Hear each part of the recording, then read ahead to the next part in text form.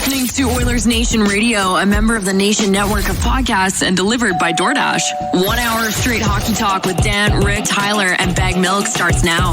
Oilers Nation Radio, episode 236. Bag Milk, Tyler, Rick, and Liam sitting in. Lots to discuss. Plenty to go over. Oilers just wrapped up their first road trip of the season. Perfect 3-0 record.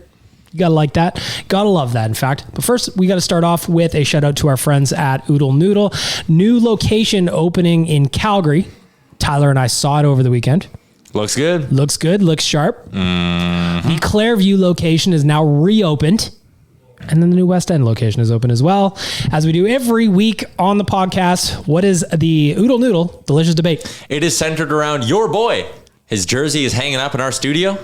The Nuge. The big guy is smoking hot. Is he ever, Bagged Milk?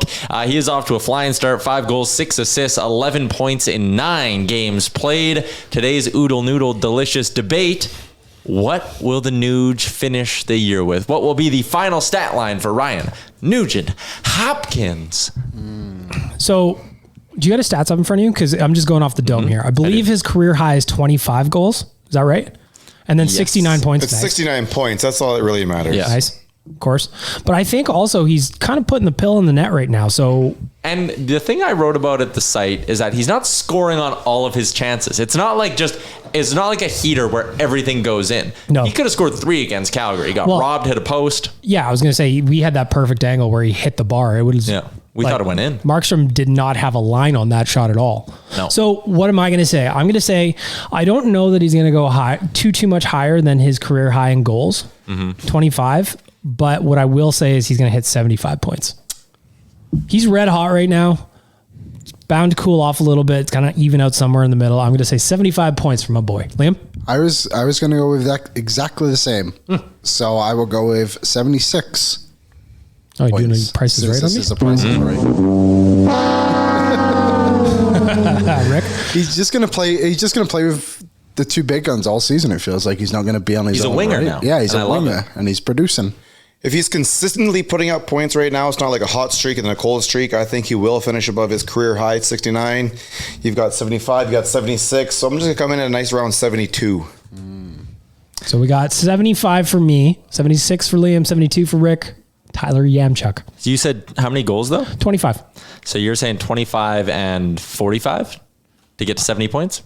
75 points. So 25 and 50. 50. All right. Liam, you're going with what? I want to write 76. So you're going 25 and 51 or 26 and 50? What was the first option? 25 and 51. And then what was the other one? 26 and 50. There's technically any option that just adds up to 75 I think you'll get 27 goals.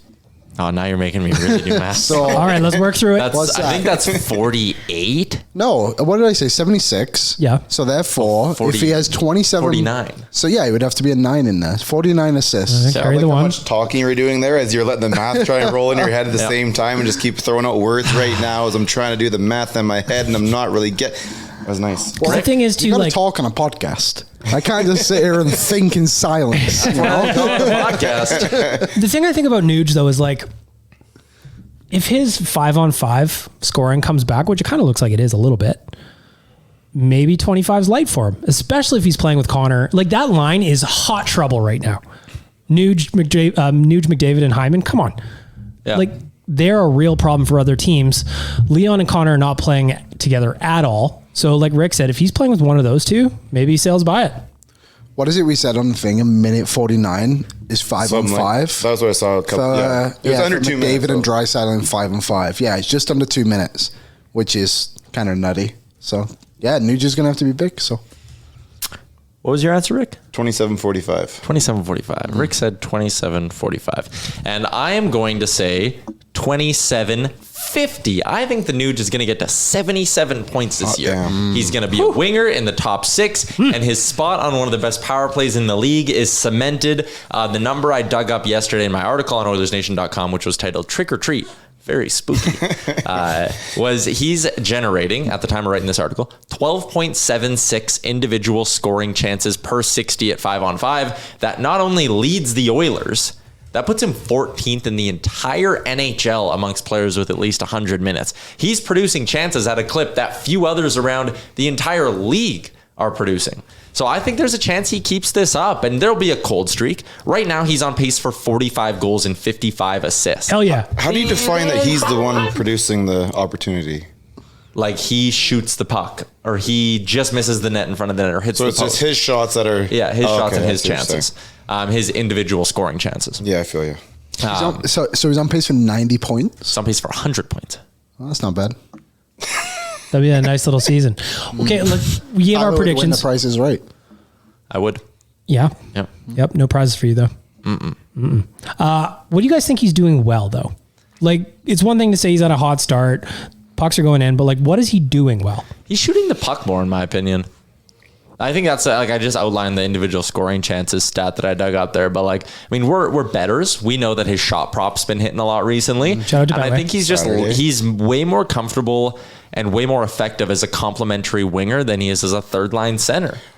It's because of the third line doing so well that he doesn't have to go down there and help them out at all, that it's allowing him to play on the second line and be more offensive than have to worry about his defense side of the game to try and help the third line go. So it's that fact that those guys are playing so well in the third line, it's allowing him to just play up and just use that natural offense that he had when he got drafted. I actually think the third line on this team is playing a massive factor in everything. Yeah, they're not getting scored on, which is huge, right? They're giving the Oilers more options and allowing them to actually play those guys when they need to, and not. That's why McDavid and Draisaitl are only playing under 2 minutes together for 5-on-5, is because that third line is able to produce. And I think that's a big thing for Nuge as well, is he doesn't have to lead the line. Like he's not responsible for everything like he would be as a third line centerman. Complimentary. Yeah, he's just able to play his game, and like, yes, he was a first overall pick, but that doesn't necessarily mean he needs to go out there and be the guy who's got 100 points. Like, that's what Draisaitl and McDavid are there to do. Nuge just needs to produce next to those guys, which so many other guys in the past have failed to do, and he's able to do it because he's a great hockey player. Jason Gregor today at Oilersnation.com wrote about Nuge in the Game Day blog, the GDB. He says, Ryan Nugent-Hopkins already has 13 inner slot shots. He had 23 in 63 games last year. So like Tyler said, he's not only shooting more, he's picking his spots when he's doing it. He's taking 4 times as many inner slot shots thus far. He's not only getting to the danger areas more, but he's also hitting the net a whole lot more regularly. Last year, 57.5 of his shot attempts hit the net. This season, still early, he's at 71.7. Shooting from a closer range increases the probability of hitting the net and obviously scoring more. Right now, he's doing both. When asked about his early season success, Nuge gave himself a little bit of credit. I think going back to the playoffs, I wanted to focus more on bearing down around the net and putting myself in those situations where I get good looks and opportunities. It's something I've definitely focused on a little bit more, and I think you're probably kind of seeing it. He's getting some greasy ones, right and close. Yeah. But again, like, that's a good spot. You're right. Like, in last year, it feels like most of his goals would be when he gets the perfect chance in like the middle of the slot to fire a wrist shot home. Yep. And now he's going to the net, like you said, getting a little greasy sometimes even. I think that's a big part of it. If you're listening to this right now, hit us up, Owen Radio Podcast. I want to know where you think my boy is going to finish up. Tyler's going to put out a graphic. You'll see all of our answers again. Where do you slide in there? Hit us up, Owen Radio Podcast. Next up, I want to talk a little bit about October. Do we remember what our predictions were for October? Because I don't. But they finished at 6-3. I remember we did the 5-game thing. Yeah, we did the 5-game thing. And they blew us all out of the water. I said 8 points. I said 7 points, and they did it. Yeah, because we both said at least 4 wins. Yeah, it's 4 wins, and I was thinking maybe if you could sneak out an OTL or something like that, you'd be laughing. But well, let's kind of walk through October a little bit. Like, up and down start, a little bit sloppy, a little bit greasy. Not exactly surprising. But as the month went on, the Oilers kind of started to look more like the Edmonton Oilers. Tyler, what do you think about how October started versus how it ended? Yeah, honestly, as a whole, I think you got to be kind of thrilled with the month. Like, you look around the league, and there's very few teams who are sitting there at October and being like, nothing to complain about from month one. It's basically like the Golden Knights and the Bruins and the Devils. No, not even the Devils, because they started like shit. So yeah, I think when you look back on it, they learned some lessons, and I think that's important. There were some speed bumps, but nothing that was like overly concerning with the team. Yeah, that's where I'm at. Liam, what do you think? How it started versus how it ended? I think that what was going wrong was kind of expected to go wrong. Mm-hmm. Like, the defense was the issue coming into the season, and it just continued to be the issue. Luckily, the offense has just been able to kind of overrule it a little bit more, and it's helped the team win games. And I guess that's what kind of concerning, but we also, like I said, we knew that was going to happen anyway, so it's not overly concerning, I suppose. That makes no sense, but I'm glad to see they're actually... I'm glad to see they're playing Niemelainen more. Like, they're doing the 12 and 6 now. I think that's just a better way to approach things at the moment, rather than just... You got to get some familiarity in your lines and your deep pairings, and I think that'll help them, and now they're on a 4-game streak doing that. So, yeah, I think everything's been... expected, I guess, is a better way to put it. Rick, what do you see as the month will run? It kind of understood that it was going to be a bit of a slower start with the way they finished last season. I think a lot of times you see teams come into the finals and the conference finals and not exactly come out tearing it up out of the gates right off the top of the season, but I think they fixed it pretty quickly. Sometimes I thought maybe it was the team defense that was not just the defensemen themselves, but I just didn't think that the team was playing all that well at the very beginning. Defensively, I think they've just kind of shored that up. And the offense on this team is undeniable, right? So it's been dragging along. And if they can sit there and really lock other teams out, they're going to be really, really dangerous. Tyler? I like the points about Niemelainen. I think that's something that they learned early on is like, hey, we should be giving this guy a bit more of an opportunity.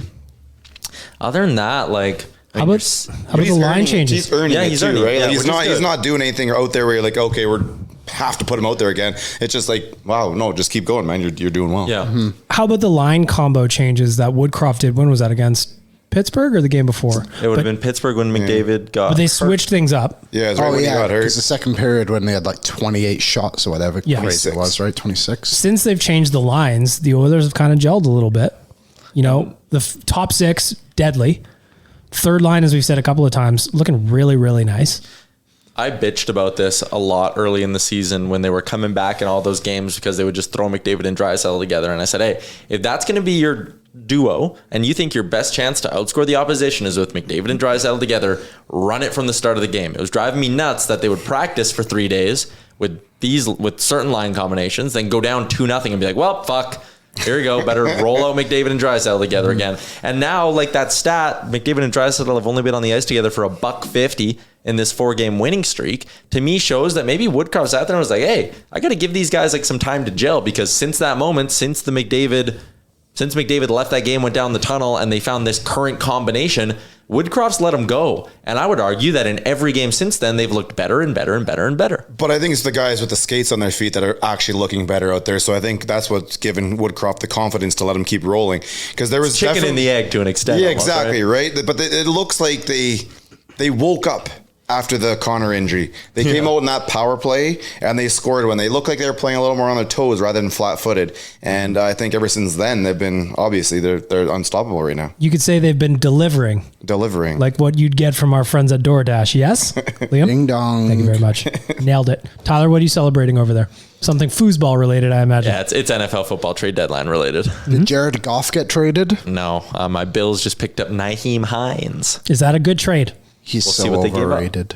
Oh, fuck off. Sorry, Tyler. Did you actually, quickly on that, I saw a thing today, like a trajectory of, what's his name again? Nyheim Harris.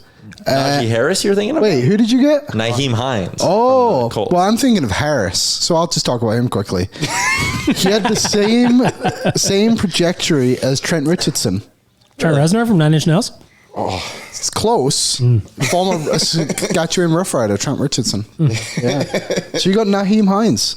Yeah. That's very it's exciting. actually pretty good. My dad has him in fantasy. Loves him. Good for your dad. Yeah, he's tremendous. I'm okay with Cook as your number 2. Cook is looking okay. I didn't hate Cook. Anyways, we're getting off topic. A little bit off topic. Since we were talking about October, yesterday, Halloween, how can we not talk a little costumes? You know, I always love when the Oilers do their costume party. You knew after the win in Calgary on Saturday, they had 2 days off. You knew they were going to get after it. Well, they were coming back Saturday night. Did they go out Saturday night? Allegedly? No, because I think they're but they had their party on Sunday night, right? And then hit the ice again. I did go out on Saturday night, and we'll get there in a second. It was a late one in Calgary for Tyler and myself. But back to the Halloween costumes. There's a couple that I just want to mention really quickly because they were hilarious.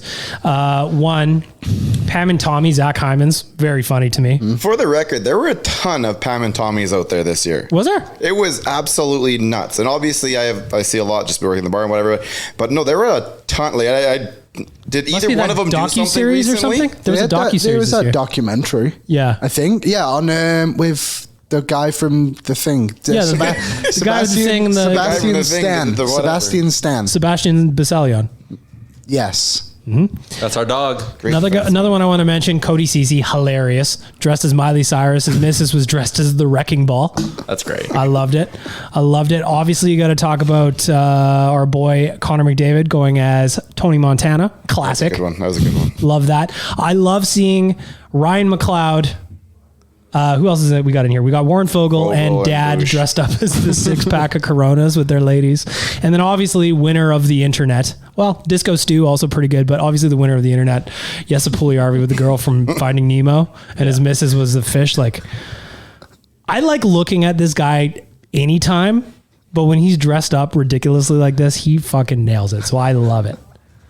What do you guys think about players posting? Puljujärvi's was obviously the one that's going to get the most attention just because he played it, like his big ass goofy smile with the headgear, like so good. Disco Stew I thought was really good just from like personal vibe and the costume. So those two stood out to me. Yeah, His was almost too easy though. He has like a built-in one. yeah, he does. Yeah, he does. Great mustache on the guy. Happy birthday to Stuart Skinner. Yeah. Yes. Good luck in your start. Oh, they benched him. Never mind. He's not starting Hey, tonight. birthday.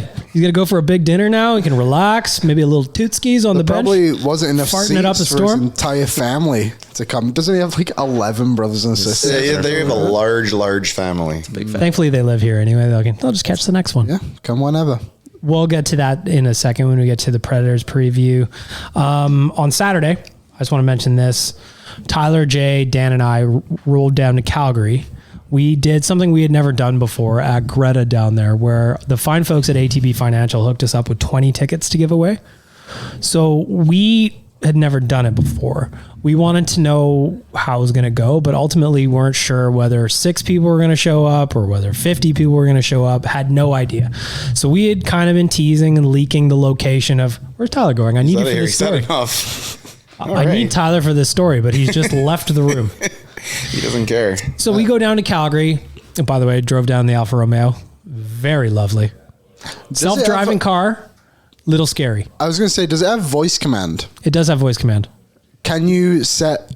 I hope you know where I'm going with this. Can you set who talks to you? I don't know, actually. I wonder if you can get Valtteri Bottas.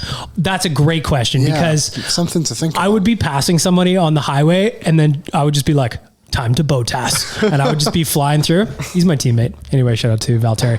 But I don't know. That's a good question. It's a very lovely English lady that gives me directions. Well, You know? What do you need directions for? Well, I was just playing. Oh, okay. Mostly just playing. Yeah. Do you have something else you wanted to say? What's going on over there with you? I don't know. There's a lot. There's lights. Tyler's. Do you know what? I know exactly what he's doing. The NFL trade deadline He's right plugging now. in his laptop. I've seen this from the start, and I didn't get a chance to say anything. But his laptop is almost dead. I can see it right in front of me.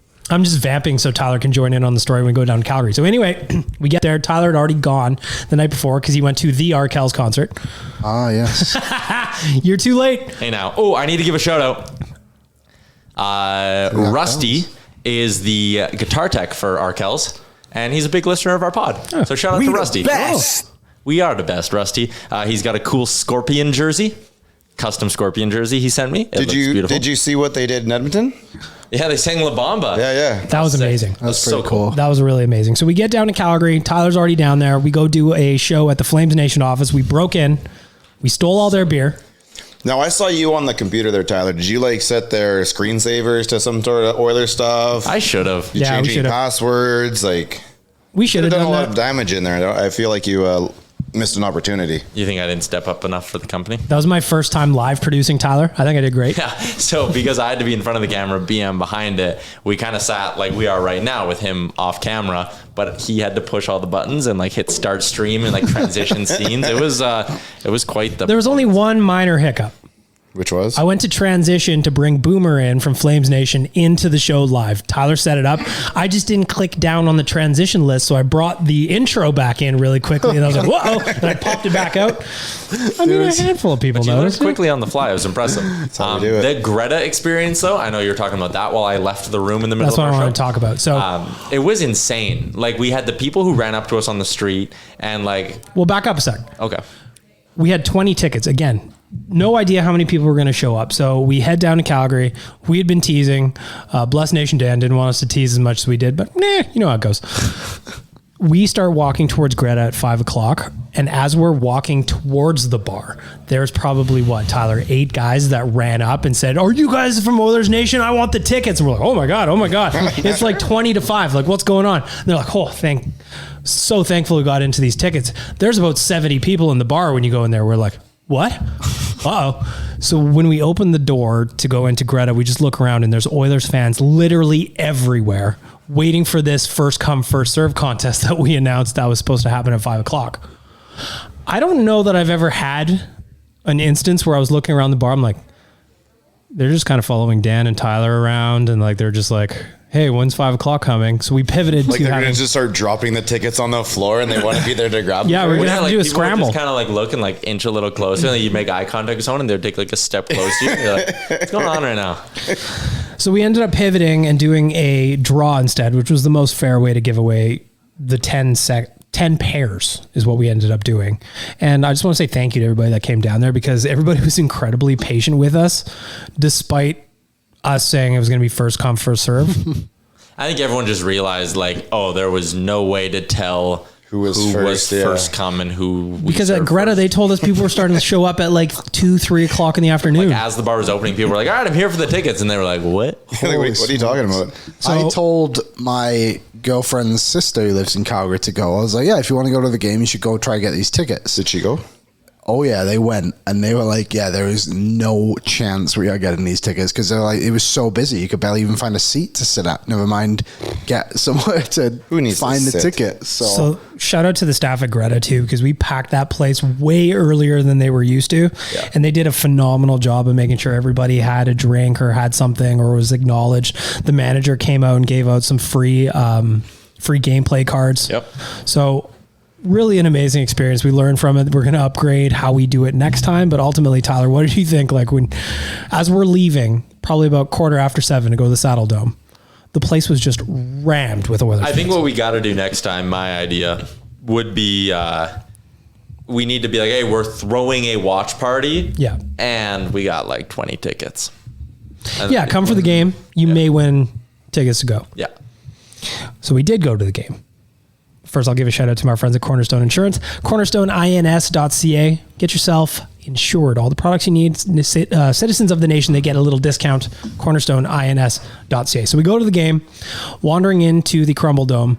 And the thing that's wild about that is it's annoying. And maybe it's just because the arena is so old, and once they get a new arena down the line, it'll change. But what they give to their customers at the Saddle Dome relative to what we get here, which is nothing, was pretty mind-blowing. Like they had free beer samples on the concourse. They had coupons. Like we went and got free burgers.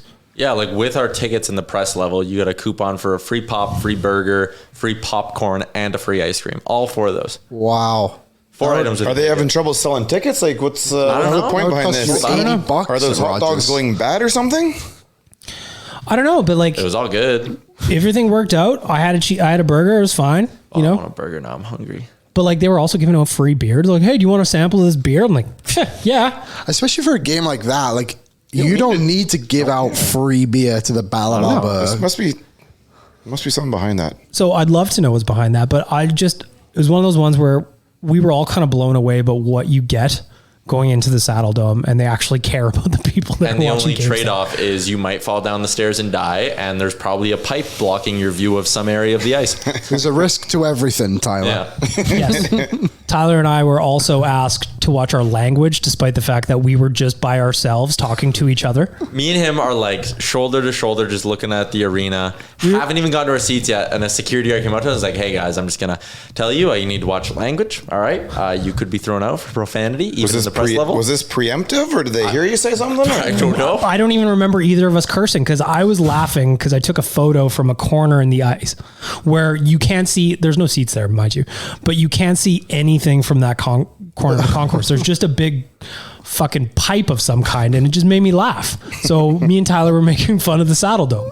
So this guy took offense to it. I guess. Yeah. That was your language. Yeah. Don't point out issues with the architecture. I have a question about the Saddle Dome. So I've never been. Thankfully. What an experience, though. Is there a glass roof? What? Because sometimes when you look at it on the thing, it looks like there's windows at the top of the Saddle Dome. No? No. It's like That would be pretty I mean, cool. there are windows all in the Maybe those are holes. There's- I was going to say, I there think might be by holes in the, there may be holes in the ceiling. I was going to say, I think by windows you mean asbestos, allegedly, in my opinion. But like, no, it's kind of a padded room kind of wall is what the roof feels like. I've been high enough to touch it, so it's kind of bouncy. Interesting. Okay. But Terrifying. the thing that's wild about the Saddle Dome is everybody goes in main concourse and they're like, okay, my seats are in the press level. I wonder how I get there. So you look, and then you see the climb you have to do to get up there. Yeah, it's a climb. I was exhausted. Mm-hmm. You have to usually stop, like each level, stop, have a beer, maybe just get your breath back. You have to get there an hour before puck Deep drop breath. just to get to the seats. Oh yeah, the Sherpa pretty gets much. you up there. Yep. Sherpa gets you up there. We lost a few good men up there, It's understandable. Happens every year. Happens.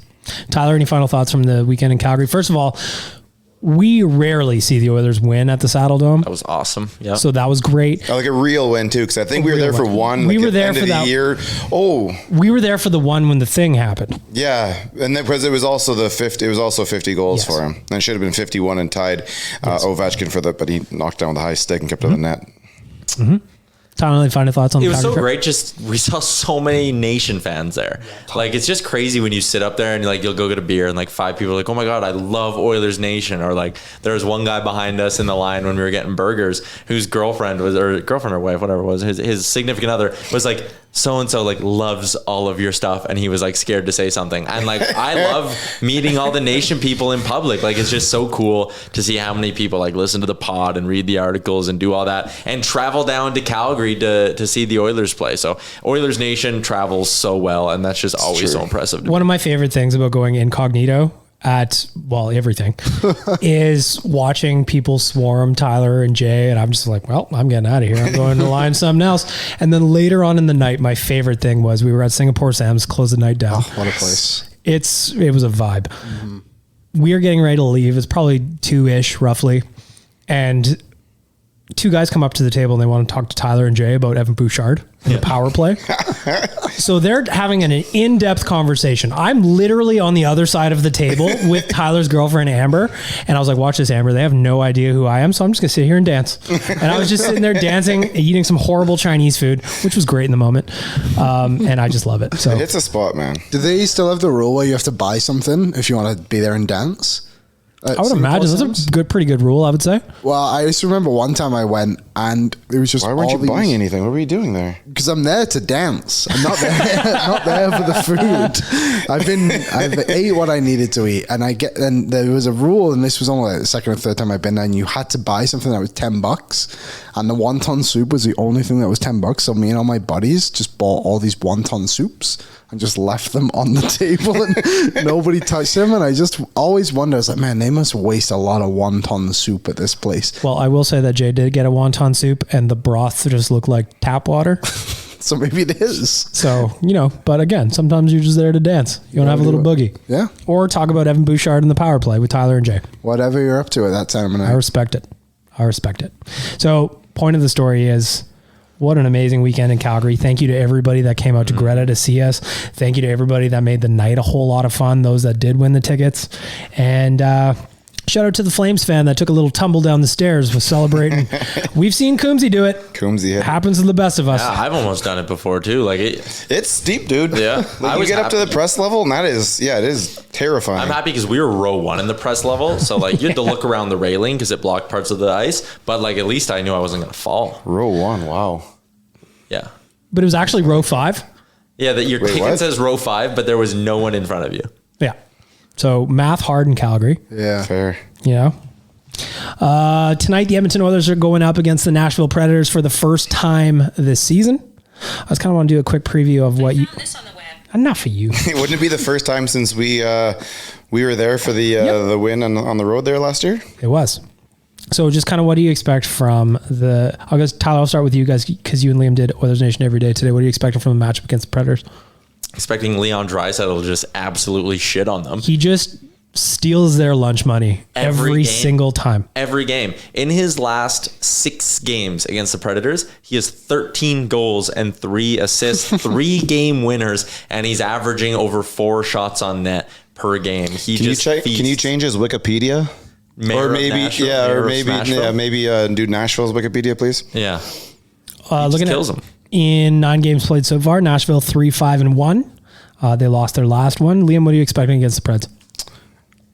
I'm expecting the Oilers to probably make it 5. Like, don't they only have 1 win in North America?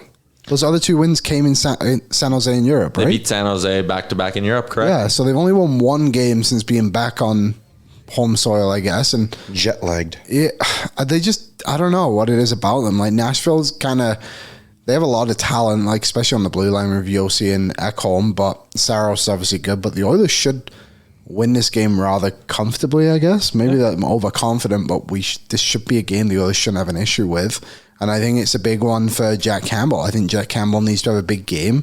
I said on every Oilers Nation every day, like my key to the game would be Jack Campbell to have a big one. I don't think the Oilers need to rely on him to win, but I think it's just important that he finally starts getting a bit of a rhythm here, and like a 1 to 2 goal type of game. Yeah, 3, 4, 5. exactly. And then we don't have to sit here on Friday being like, well, this one wasn't his fault. This one wasn't his fault. It's like, eventually it gets to the point where it's like, okay, this guy's just allowing 3 goals every single to that game. point though. It's like, and I agree, not many of them have actually been his fault. Well, it's funny though, because we're getting the same goaltending that we did last year with Smith. I just don't get it. Like, I don't know how Stuart Skinner can come in here and be so strong with, because he's that good of a goaltender. but he's only played like 40 games in the NHL. But that's another point. It doesn't matter. I agree.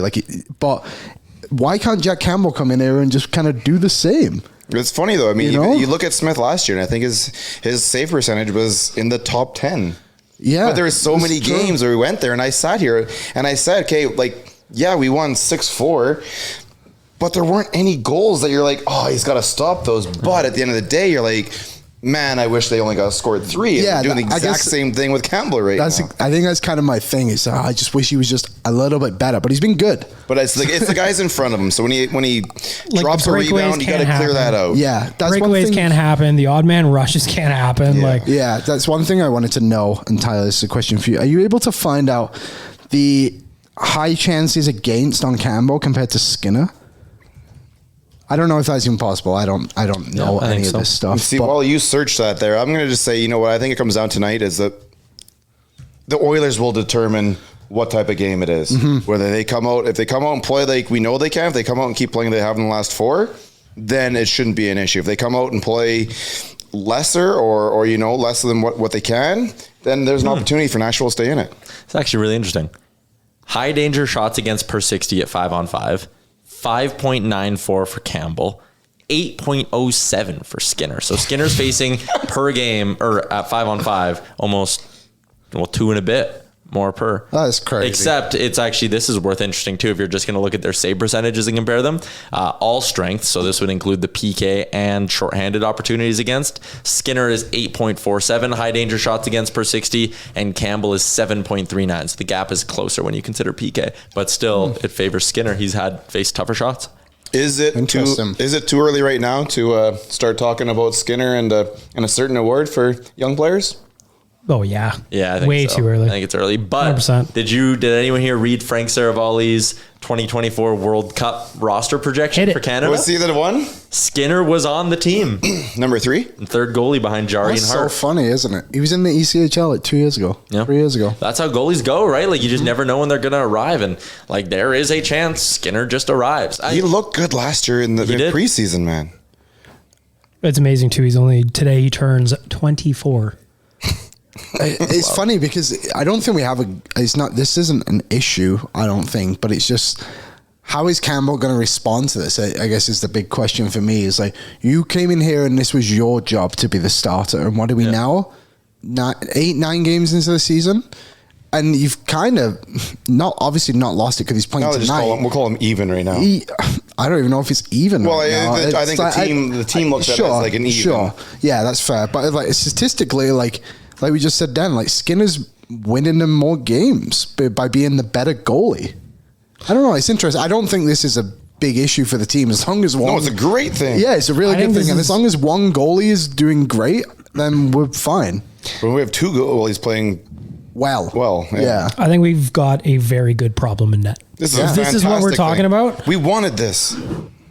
We've never had it, really. No. Yeah. Thoughts on Soup getting the start on Skinner's birthday? I think it's fine. I think it's just they're kind of rolling with it.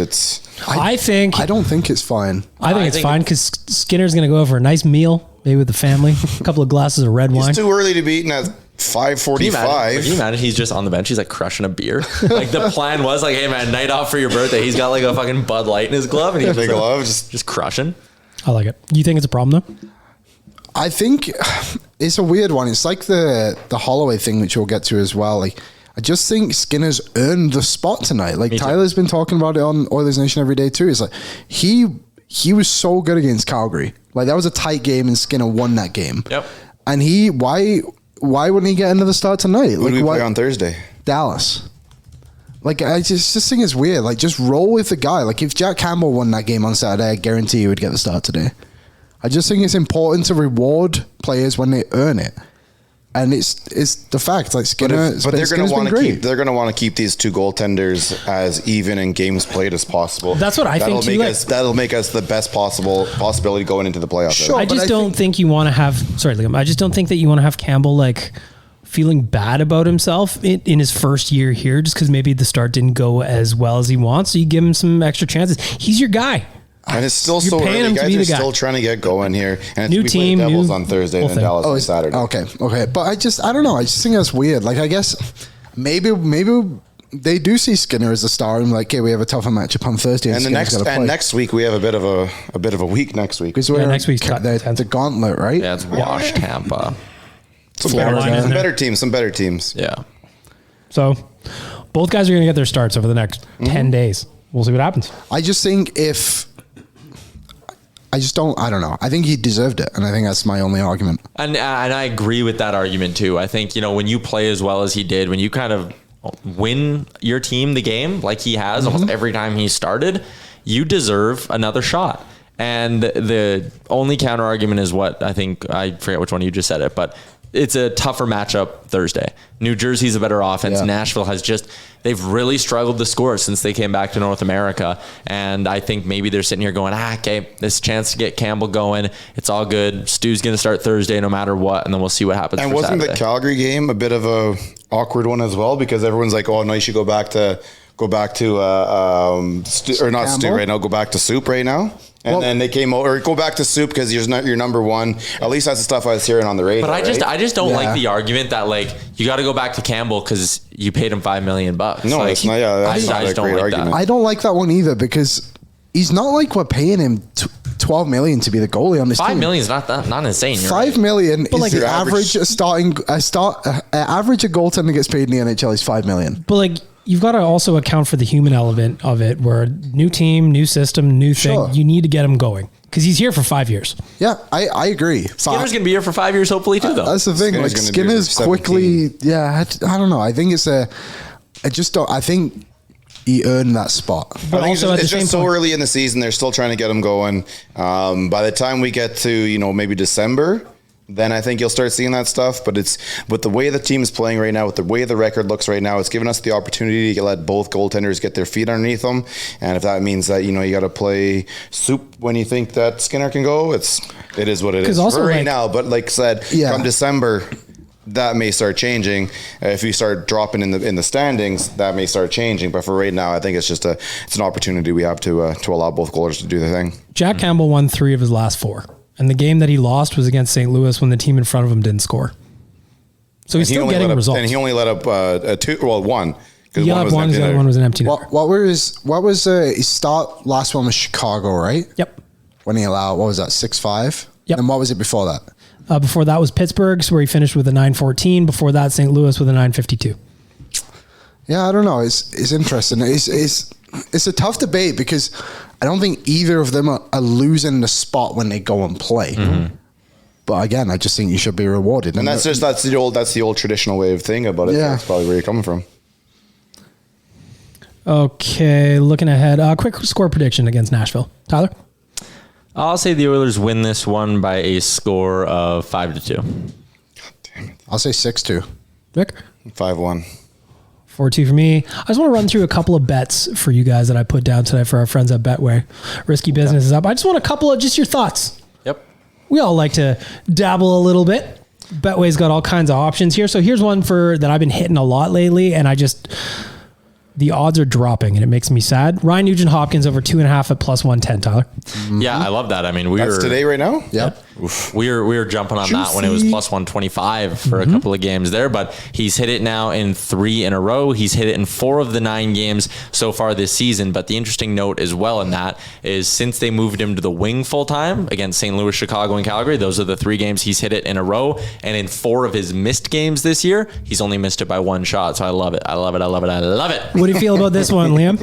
Leon Draisaitl to score 2+ goals at plus 600. Well, they clearly don't know who the mayor of Smashville is. They do not. Come on. So thanks, Betway, for the free money. Yeah, hit it. Hit it all day. What's 3? What's a hat trick? Oh, you know what? I actually didn't look at that. I'll pull up that way here to have a look. Whatever it is, hit that too. I mean, how can you not? Like, he's just literally, was it? I think the two goals for plus 600. Oh, that's worth. So I put a full unit on that. I'm not even going half a unit on that one. So on this one, just because I make it simple, I put for these articles, I just put $5. That's my unit for these. So that turns into $35 if he gets 2+. Spicy. Yeah, I'll do that one. I'm with you. I'm doing the risky 15 to business. 350 for the record. What else? Tempt me. You guys got any bets? I just did Oilers regulation, which is like minus 112. Which I just think minus 112. Yeah, I just in reg. That's decent. Keep it within your 5s, you know. Yeah, but we have our goal. The goal. Oh no, I guess it's not. I think when UC Saros is in the other net, like he can steal a game, which is probably why. I guess it's. Was it 4-0 in last time we played them? I'm tempted to go with Bouchard's shot prop tonight plus 120. I think. I'm just looking here. Here are his last games over 2.5. 2 shots, 2 shots, 2 shots. 6-3. Those are his last 5 games. I think he's starting to realize he's got to get the puck on net, and he's getting. And if I've noticed there in the last couple of games is that second power play line is coming out there at like the 1 minute mark. They're getting a lot more opportunities as opposed to the 30 seconds when the puck's been dumped to the other end. By the time you get there and come back, you're down to 12 and you're going back to a 5-on-5 line. Last one I want to hit you guys with is total shots on goal, 62.5. Yes. That is at minus 110. 62.5. Yeah, the Oilers have been shooting the puck. Total shots on goal? Mm-hmm. I kind of just I think Betway has the Oilers over 35 shots on net. I'd be looking at the Edmonton one as opposed to the duel. What about power play goal and empty net? You do like that? That's your pre-built one. Because you hit that a little while ago, didn't you? Yeah, I've hit it twice on Oilers Nation. Here you go. Power play goal and an empty net in the match. 250, right? Plus 250. It hits. I don't. He obviously didn't hit last game, and then the one before that he didn't. So he's missed in the last 2. But before that, it was like 5 of 7. Like it was hitting so often. Even that St. Louis game where it was 2-0, power play goal, empty net goal. Perfect. Shout out to our friends. It's not just an Edmonton one. Oh no, it's anyone. Oh, really? Yeah. Oh yeah, it's not just Edmonton. Shout out to our friends at Betway, of course. Another couple of things as we work our way through some news. Philip Broberg played his first game with the Condors at just under 30 minutes. And Liam, you want to talk about Broberg coming back playing that much and how it relates to Dylan Holloway? Yeah. So I think everyone was a little disappointed to see Broberg not make the team this year, especially when Ken Holland spoke about it. Like, he made it seem like Broberg basically had to lose his spot to not be on this team. To be fair, though, he was injured. Yeah. So it's not like he's played. That was his first game was the other day, right? Yeah. So the rest of them could have been because of injury. Yeah. And I don't think I don't know. I guess the way to word it would be he didn't necessarily lose his job because of his performance, but I don't think it helped him in a way too. Like, Yeah, and we just don't know how significant the injury was. yeah. So comes back, plays 30 minutes, didn't get any points. So I think finished actually -1 on the night. But when you're playing like half the game, that's probably expected. So my point is like, when is Dylan Holloway gonna go down?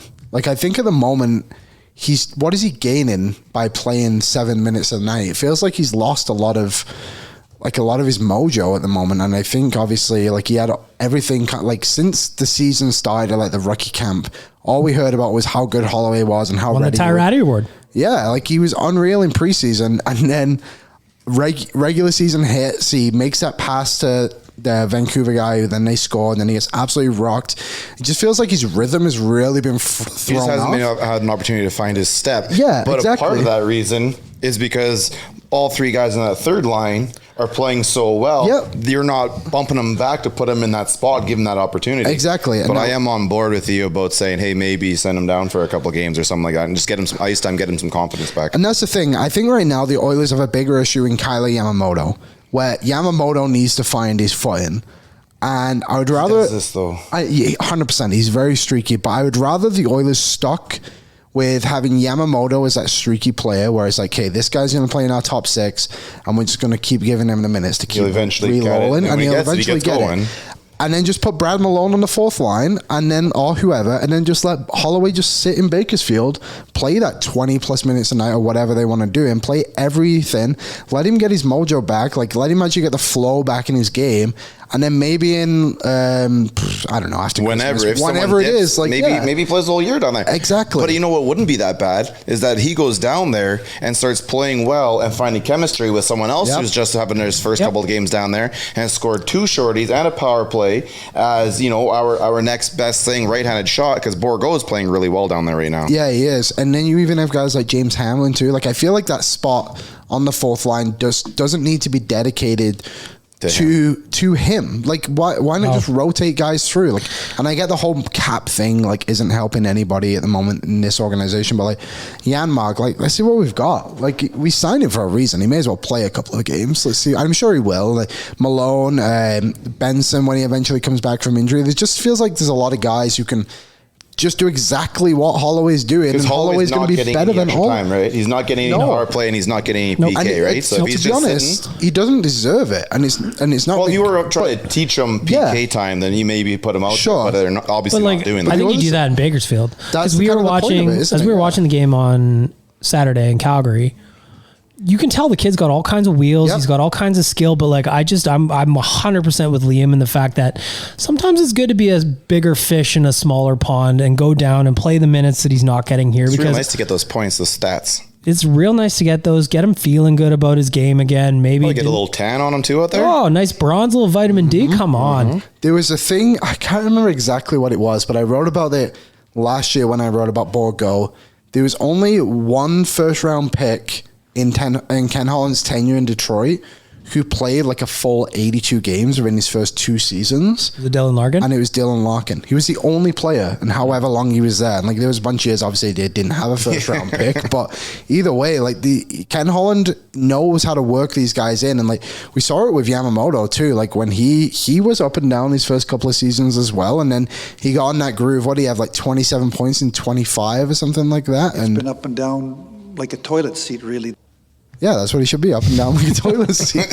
And yeah, Holloway, there's no shame in going to Bakersfield. There's nothing bad about going there. It's about what's best for this team in the future. And for him in the future. And for him. But from a team perspective, like Holloway is going to help the Oilers down the line potentially win a Stanley Cup. Mm-hmm. Right now, he's not helping. It's not helping anyone. Him playing literally 7 minutes and just sitting there. Like, this experience obviously gained from being at practice with these guys and getting messages. That was the thing about Bouchard when they didn't send him down. Yeah, but it's just like, what are we waiting for here? Like, we can be patient with these guys now, and I don't know, it just doesn't feel necessary. You can go down to Bakersfield and be the guy. If this was March, April, round one of the playoffs, and you were like, hey, Holloway on our fourth line is like a fraction or like 5% better than Malone or Hamblin or whoever else you put there, then you do it. Yep. But right now, like, it's not going to cost you games or anything like that.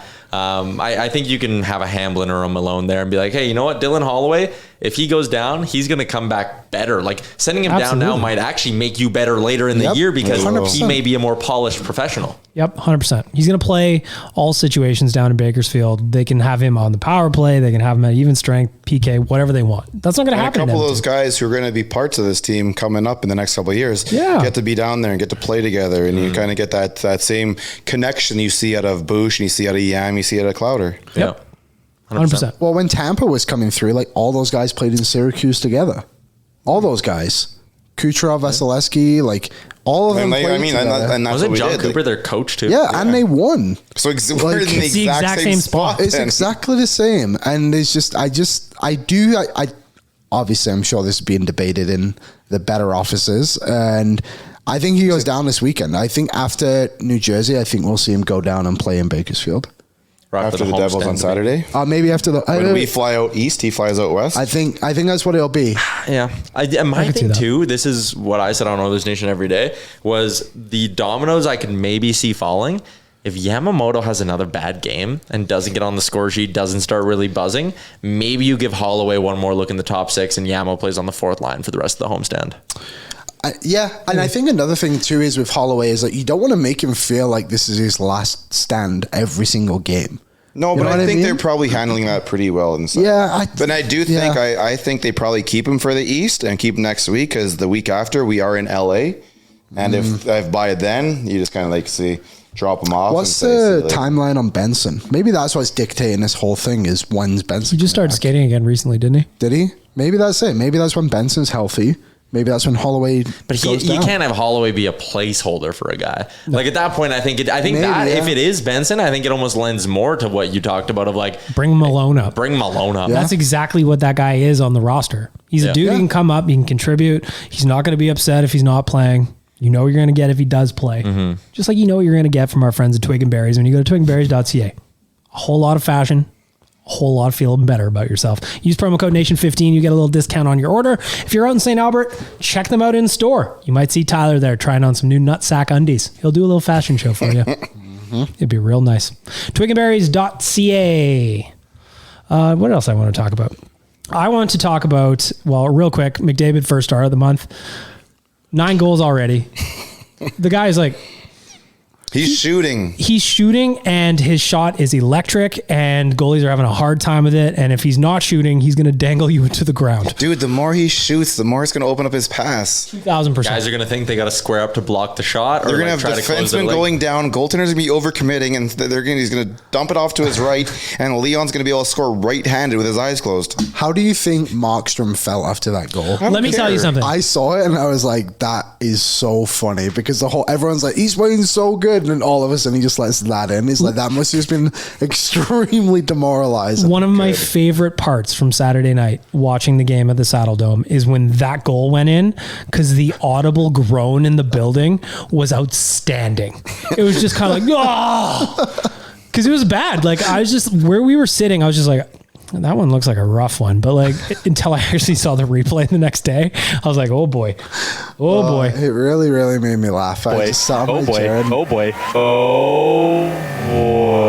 Yeah, that is between the ears of Markstrom. I just started bursting into laughter when he scored the goal. I was like, how's he looking this year amongst the rest of the league? Because obviously he's got his little Edmonton thing, but he's had moments. Moments of good or moments of bad? I think both, but maybe a bit more bad. I think so. Was last year a bit of an anomaly? Was last year like 9 shutouts in the first half of the season? Yeah. He's got a 2.60-903 if you including the game against Edmonton. He had a bad game against Buffalo. Every game else he's been solid. Yeah, it's interesting. It's just amazing how the Oilers are just rent free in that dude's head. Like sometimes that happens where you just kind of own a team. Like we talked about Leon Draisaitl with the Nashville Predators. Markstrom can just not put it together against the Oilers, and it is fantastic. Okay, make the call right now. If everyone's healthy, they're goaltenders. Who plays goal on the 27th of December? When I almost think you have to go back to Markstrom because these two teams, they're on a collision course for the playoffs. And like, can you imagine if you go Vladar on the 27th and then it's game one of a BOA playoff series, and the story Markstrom's going to be asked about it. Like that's all that's all that's going to be put in papers and stuff. Yeah, it's just he can't play against the Oilers. That also scares the shit out of me because of the revenge angle of like him finally figuring out in the playoffs. That would be like something. Yeah, how do you get revenge against 29 and 97 though? Yeah. And we have yet to see it. Yeah, that's a good point. There's a lot more history that shows he sucks the hind banana, as a former coach once said. Don't bring bananas into this. Yeah, come Sorry, on. Liam. I know that was a low blow. I want to give a shout out to a date that Tyler and I will be having on December 10th, when we will be going to experience a world-class mashup of snowboarding and style right here in Edmonton at Commonwealth Stadium. The Big Air Contest presented by Toyota and Explorer Edmonton. I'm excited about this, Tyler. It's going to be fun. Yes. Although it may dump a lot of snow over the next 48 hours. In my brain, I was thinking it was still going to be 10 degrees when we go to Commonwealth on December 10th. You know? Good thing the Alfa Romeo has remote start. Remote start, heated seats, heated steering wheel. Oh, you're laughing. You'll be driving and I'll be holding the steering wheel. Yeah, that'd be nice. Teamwork makes a dream work. Get your tickets at Ticketmaster. Again, December 10th at Commonwealth Stadium. Brought to you by Toyota and Explorer Edmonton. It's going to be cool. I think it's going to be awesome. Go check out the seating chart. They're starting in the stands, it looks like. I'm excited about it. Remember the crash ice thing that came to Edmonton? Yeah, we covered it. Oh, that was awesome. We covered it a couple of different times. Cool. Didn't someone like almost promise us that we were going to get to go down the track though? No, what happened was we were able to go down the track, and Chris, the former intern, he had a little poo belly day of, and right. he could not make it down the track. You didn't even go to the thing, did he? He did not even go to the thing. But we had scheduled Chris, the intern, to go down that track. God, that would be unreal. That'd be very interesting. You think it was legit? You think was that nerves? I bet he had poo belly, but I think it was the nerves that caused it. Because I remember covering that one, and I was standing at the top of the ramp, looking down, and I'm like, fuck, man, I'm a good skater, and this is intimidating as hell. Would you not want to go down with your stick? So yeah, just for a balance, little just bit a little extra. extra balance. A little 100%. bit extra. Or a little 100%. frame. A little skating frame. Yeah, That's what I would maybe do. a chair. Chair? Yeah. Yeah. I'll just walk down next to the side of it. Or like sometimes downtown, you see those ladies cruising with the walking sticks. Oh yeah. A little extra balance, a little extra speed. A lot of options. I also want to talk about something that came up at dailyfaceoff.com yesterday. Power rankings. Tyler, what's you I was going to making get face? to that in word association. Oh, okay. We can do word association then. Yay. How's that? For our friends at Canada Snowboard, Tyler's got some word association going. Yep. Tuesday episode, still working out the kinks. Yeah, we'll get there. It's a long year. What do you got A for lot us of today? Tuesdays. All right, word association. I got 6 questions for you guys. One word answers. You know how it works. We are going to go Rick, Liam, bagged milk, then me. Oh, shit. All right? Yeah, Rick, you need to be... And last time I was last. I was know. loving it. Yeah, you All got right. time to think. How do I say meh? How many times you Meh say forever. meh? All right, word association time. The first one. One word answers. McDavid's goal versus Jacob Markstrom. Laughable. LMFAO. Ugly. Meh. The Saddle Dome. Terrible. LMFAO.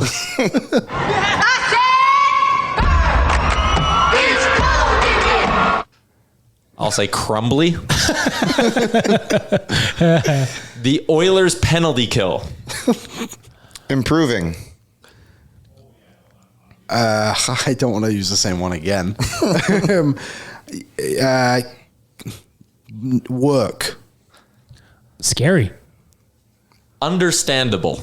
Why do you say that? Yeah. Go, before you move on. I just think they got a lot of new guys in the mix there, and there's just a learning curve, but I'm not worried about it. Like, they're improving. They're going to get better. Leon Draisaitl versus the Nashville Predators. He's a hot guy. Owner.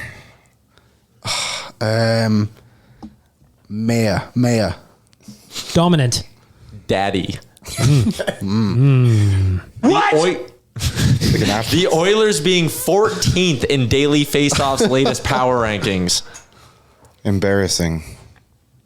LMFAO. Ridiculous. Fireable. Ooh. Can I do it? Should I pull the trigger? Call him on the show. Should I Last pull the one I trigger? got for you guys. There's actually 6. Best Halloween candy. Rockets. Really? You said candy, not chocolate, so I went candy. Swedish fish.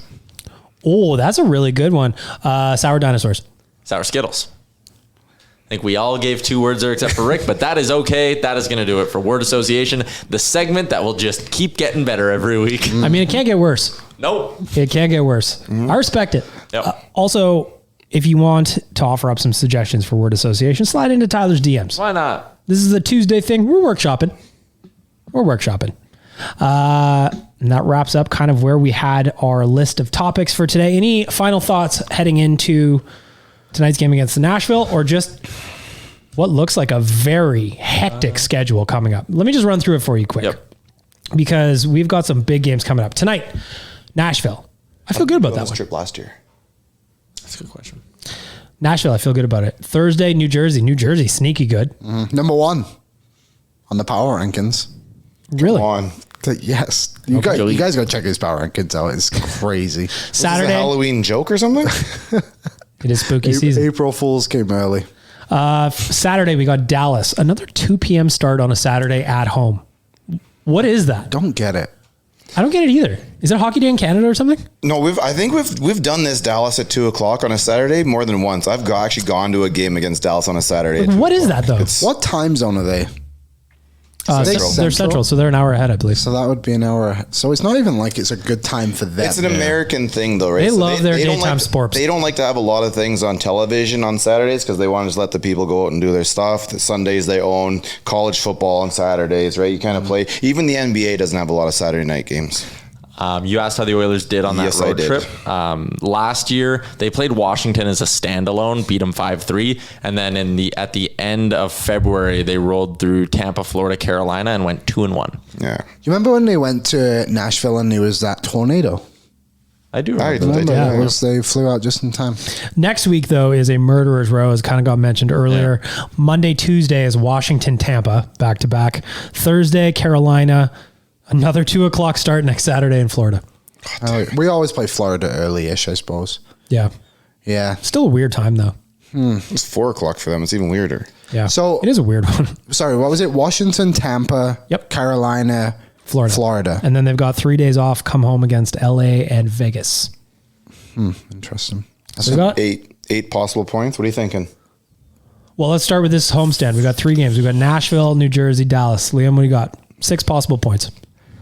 Honestly, I'll go with 6. I think that all 3 of those games are very winnable for the Oilers. I think the week after is when the shit could hit the fan.